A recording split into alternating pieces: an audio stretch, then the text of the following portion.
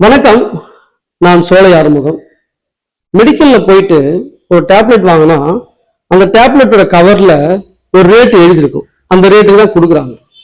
ஒரு பொட்டி கடையில போயிட்டு பல்லு விளக்கு பேஸ்ட் வாங்கினா அந்த பேஸ்டோட பாக்ஸ்ல ஒரு விலை போட்டிருக்கும். அந்த விலை தான் வாங்குறாங்க.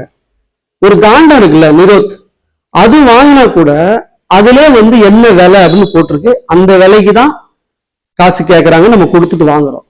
ஆனா ஒயின் ஷாப்ல மட்டும் அந்த பாட்டில்ல 160 ரூபாய், 180 ரூபாய், 200 ரூபாய், 210 ரூபாய்னு ஒரு விலை போட்டிருக்கு. அந்த காசை கொடுத்து பாட்டில கேட்டா தர முடியாதுன்னு சொல்றாங்க. அந்த பாட்டில் இருக்கிற விலையை விட மேல 10 ரூபாய் கொடுத்தாதான் அந்த சரக்கை கொடுக்குறோன்னு சொல்றாங்க.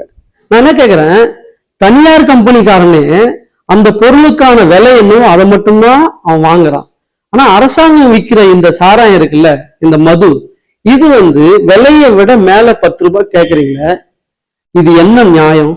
ஆனா இந்த லட்சணத்துல இங்க இருக்கிற இலக்கியவாதிகள், கம்யூனிஸ்ட், மார்க்ஸ், அம்பேத்கரையும் பெரியாரையும், நடுநிலை நக்கிகள், எழுத்தாளர்கள், கவிஞர்கள், ஓவியர்கள் அப்படின்னு இவ்வளவு பேர் சேர்ந்துட்டு கூட இந்த கேவலமான ஒரு தவறை எதிர்த்து கேள்வி கேட்காம சிறந்த ஆளுமை, சிறந்த ஆட்சி, சிறந்த சாதனை அப்படின்னு நீங்க கூவுறீங்களே, என்னையா உங்க பஞ்சாயத்து?